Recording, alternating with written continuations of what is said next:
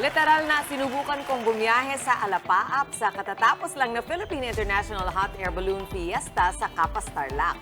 Ang aking full experience, narito, panoorin natin.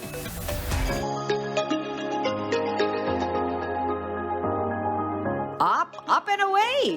Literal na on a high ang naging feels sa pagbabalik ng Philippine International Hot Air Balloon Fiesta. Lalo na't sa edisyon ngayong taon, hindi lang mga hot air balloon ang lumipad sa New Clark City, Capas Tarlac. Kaya naman, maaga pa lang, dumagsa na agad ang mga tao para sa pangmalakasang post-Valentine's experience na ito. Papahuli ba naman ba ako? Makalipas ang halos isang oras na paghihintay sa pagpapalobo ng aming sasakyan, eto na, finally, makakasakay na tayo. So how long can we be up in the air? I think it's 30 minutes. 30 minutes. All right. Which way are we going, sir? Are we going to Pampanga or are we going to La Union? That direction. That direction! Basta doon daw. Sa totoo lang, nung una, kinabahan ako sa pagsakay ko sa hot air balloon. Pero nung kalaunan, habang papataas kami ng papataas, ang aking kaba, napalitan ng di mapaliwanag na saya. Iba ang feel sa langit. Nice naman the rice field. So, ay, there's a kalabaw. Yeah, ganda oh. Sabay sa ihip ng malamig na hangin, tanaw mo pa ang ganda ng halos buong Tarlac mula sa taas na aabot sa 1,000 talampakan. Talaga namang napawaw na lang ako. Definitely one for the books.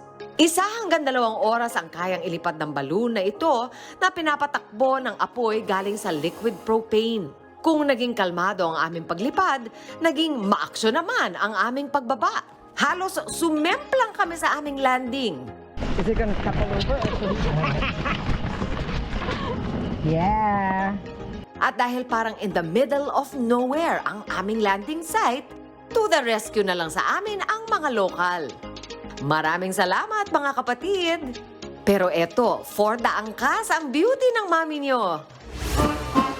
At as promised na rin ng mga organizer, mas pinabongga nila ang pista sa iba't ibang aerial activities. May mga nag-paragliding at may mga nagpalipad pa ng jets at helicopters. Para naman mas kumpleto ang saya, may mga nag-perform pa. Ang dami pong preparation kasi 'di ba kailangan nating i-prepare din yung mga pilots natin with Captain Rowa, of course, siya po kasi ang head organizers natin. And then nandiyan ang mga taga Bureau of Fire, PNP, kailangan natin yung mga logistics, and then syempre si BCDA, kaantabay po natin sa preparasyon na to upang first time na po nagawin natin dito sa NCC ang hot air balloon. Sanay na po kami from the Tarlac and yung mga fiestas at sa lahat po ng mga events ay sanay na rin po kami, and now po is i-enjoy lang po namin. Feel ko po hindi lang lang po to, nasa days lang po to kasi lalo na po yung namin, yung mga routine namin is parang same lang pero may mga impact na ngayon. Pero siyang pang intermission pero siya parade siya pang street dance talaga. Sa kabuuan, truly an unforgettable experience ang idinaos na International Hot Air Balloon Fiesta. Mag-isa ka man o may kasamang jowa o barkada, lalo na ang buong pamilya, siguradong nag-enjoy sa hatid na lumilipat na saya ng pista. Thank you for flying with us mga kapatid, at on to the next adventure na. Mga kapatid, Chiki Roa Puno po. Simulan ang inyong araw na puno ng impormasyong kapaki-pakinabang. Sama na sa isang makabuluhang umaga. Tumutok at mag-subscribe sa social media pages ng News 5.